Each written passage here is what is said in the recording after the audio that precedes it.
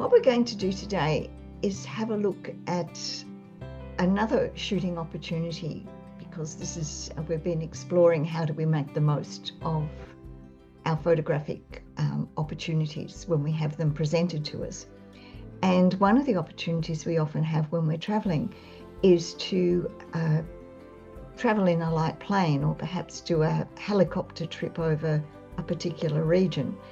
And my frustration before I had studied photography was that I had absolutely no idea on how I should set my camera. And I was shooting automatically, and I just ended up with disappointment. But what we have worked through is all of the different ways that we can set our camera and set it to shoot how we want it to shoot and how to control our camera. So that's what we're going to have a look at today, is that when we do get an opportunity to go up in an aeroplane, what do we need to think about? One of the things that I have been emphasizing before you do go out on any shoot is the planning stage, which is just as important as the shooting stage. If you do your planning right, then the shooting will follow. So one of the things that we find with light plane trips and with helicopter shoots is they're very expensive. And given that you may get 10 great photos out of this particular shoot, they cost anywhere between $500 and $1,000 for the passenger for anything, just an hour of being up in a small plane or being up in a helicopter. So every shot is expensive, and it means we really have to optimize our success for those shots. If you are planning it and you're away and you've got a few days in the area, look at the long-term forecast and try and get weather that's clear and sunny, because shooting through clouds, you're not going to end up with a good photograph. And if it's going to be very windy and stormy, that you're going to have a lot of vibration in the aircraft, it's still very difficult to take photographs. So try and find a time of year and a weather forecast that's clear and sunny.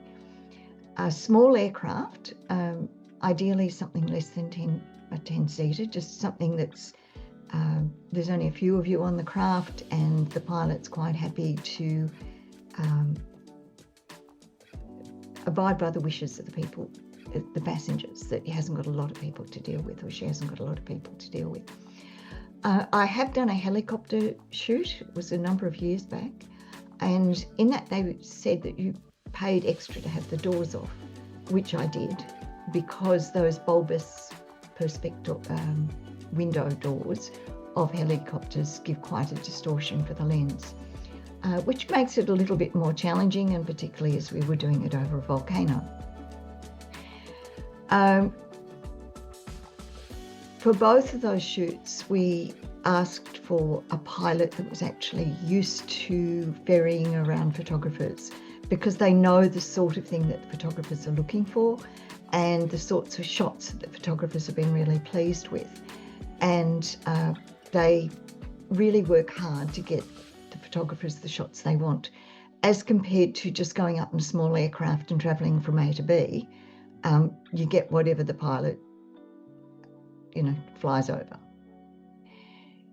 If you are in, say, a 2-seater, 4-seater, something really small, and you can get up next to the pilot, that's the best position to be in, because it's a completely unobscured view and you can shoot both out the front and out the side. But that's the lotto position that you've actually been able to win. If not, try and get as close up the front of the plane as you can, so that you don't get the wings in your shot. Try and avoid getting the seat next to where those wing struts are, because they'll be in every shot. The other thing that we requested was a reasonably new plane, one that the windows weren't scratched, because a lot of people put their cameras, lenses, and right up on the window and end up with the vibrations the windows scratch. and those scratches will actually show in your shot.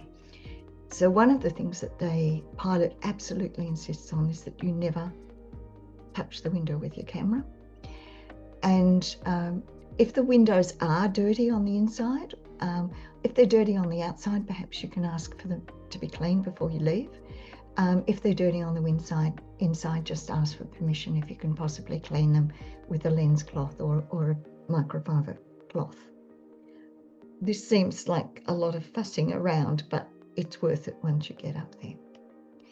The next thing that you need to plan is your camera. And I've never really tried to take a photo with a mobile phone out the window. You get what you get and you don't get upset. Whereas with a DSLR camera that you can shoot manually, you can guarantee if you're going to go up there to take photos, take a camera. Particularly given the cost of the shot, it's really worth taking a camera. You're not going to have a lot of time up there. You're paying for every minute. So just take a zoom lens, one that goes from the wide angle range of being able to get panoramic shots of 24mm up to about 105mm. If you can get a hold of a lens that has that sort of range, take that one. Do your research online for the area that you're actually shooting in to see what's possible, and also for other areas that are similar to the one that you're going to be shooting in, so you know what sort of shots work, where to put the horizon. And if you love those graphic abstract shots like the one on the right, which is like the drone shots that we're used to seeing, then what works for those as well. And so have in your head some ideas of what you want to shoot. Also, if you've got them on your phone or an iPad, show them to the pilot and say, this is the sort of thing that I'd like to shoot. And that way they'll know how to angle the plane, etc., when you're up there. One of the other difficulties that you have with shooting out of a plane is the reflections on the window. And there's two things that you can do to reduce that. One is to wear dark clothing yourself so you don't reflect in the window, because it's bouncing light off you that actually reflects on the window, and black doesn't bounce light. The other thing is a silicone lens hood that you can easily buy online. AliExpress sells them, but any online camera store will sell them. They're reasonably cheap. AliExpress sells them for as low as $13. And they won't scratch the window. And what they do is avoid any reflected light getting into your lens. And they're absolutely invaluable. Now, you can use this for shooting out of an airplane, but you can also shoot it out of a bus or a car when you're traveling in either of those two. So that when you are traveling, how often we've been tempted to shoot out of the bus window, but the bus window's got so many reflections and it just looks so awful. But if you've got one of these and they fold up really small, then just have them in your camera bag.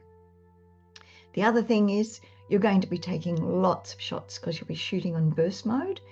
And because of that, you need to have a virtually empty memory card. Make sure you don't run out of memory space while you're up there, and a fully charged battery and spares of each of those.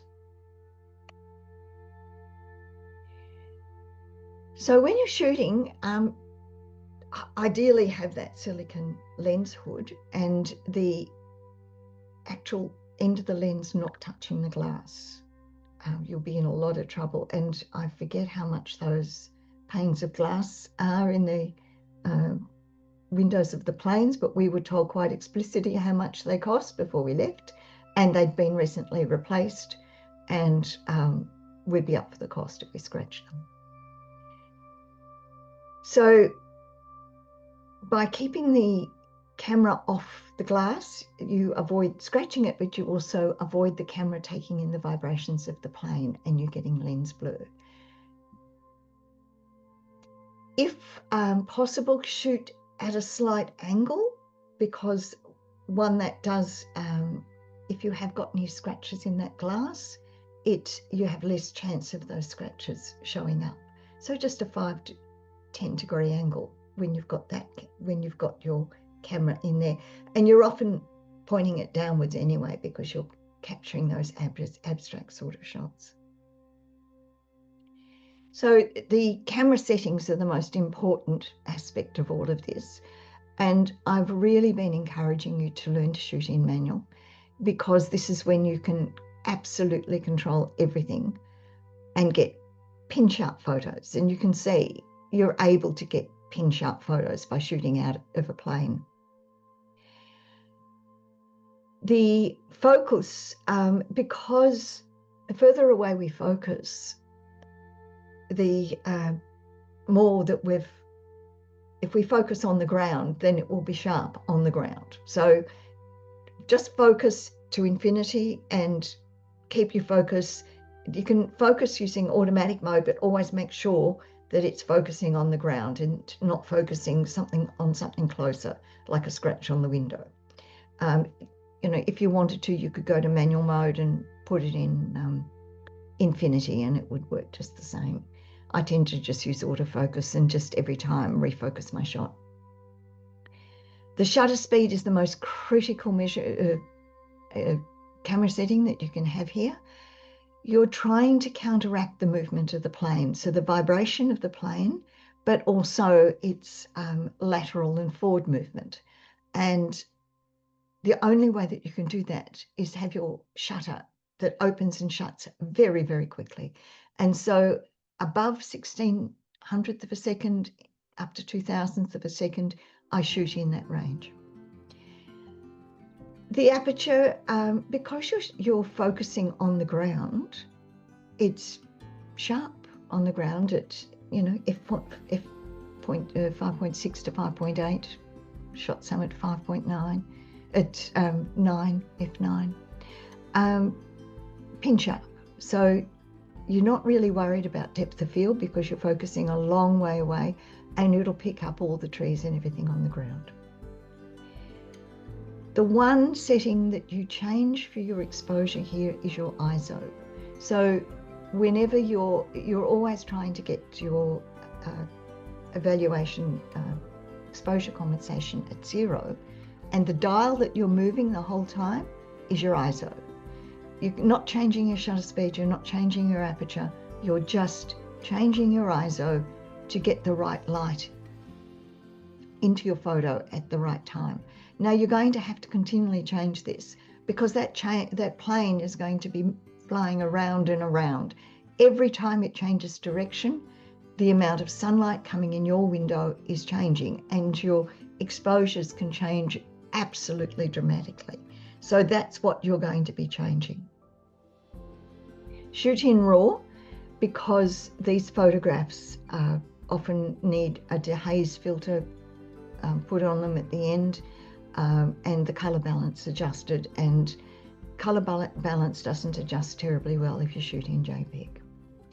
The other thing is, if you know how to put your camera on burst mode and you've got a great shot below you and the plane is circling, just put it on burst mode. Out of that 20, 30 photos, you'll find one that has got it exactly how you want it. So this is why we've got an empty memory card and a full battery, is so that we can shoot as many shots as we can possibly get and get the best value for money while we're up in the plane. Composition wise, sometimes you get a little bit of time to compose. The more that you shoot, the more quickly you can adjust your framing and zooming to get the composition that you want.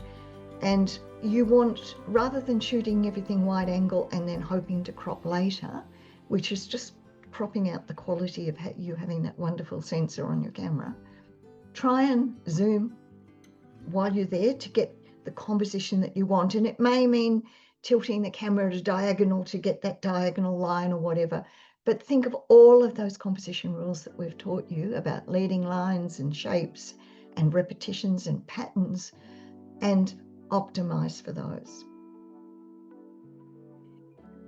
And then later in editing, if you use Lightroom or a similar product like Camera Raw or anything else that has a dehaze option in it, often we're shooting through atmospheric haze, and we've got to try and get rid of that atmospheric haze.